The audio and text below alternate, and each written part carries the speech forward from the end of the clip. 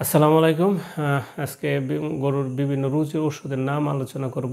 বিভিন্ন ধরনের রুচির ওষুধ রয়েছে। বিভিন্ন কারণে কিন্তু কমে যায়। সাধারণত কারণ আইডেন্টিফাই করে চিকিৎসা দিতে হয়। যদি ফুড পয়জনিংয়ের কারণে গরুর রুচি কমে যায় তাহলে ফুড পয়জনিংয়ের চিকিৎসা দিতে হয়। পায়খানা আটকে যাওয়ার কারণে কমে যায় তাহলে সেক্ষেত্রে পায়খানা বের করার জন্য অথবা পায়খানা নরম করার জন্য, পেট ক্লিয়ার করার জন্য ওষুধ ব্যবহার করতে হবে।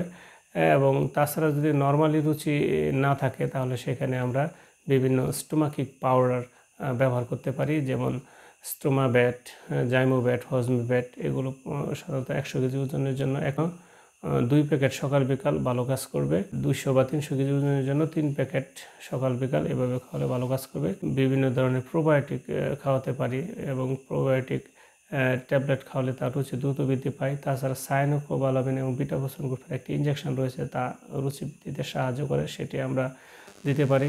সুতরাং এই রুচির ওষুধগুলো ব্যবহার করলে সহজে ভালো হয়ে যাবে। বিভিন্ন ধরনের এনজাইম প্রিপারেশন রয়েছে, যেমন মাল্টিজাইম হাই, পেনজাইম, এগুলো আমরা ব্যবহার করতে পারি।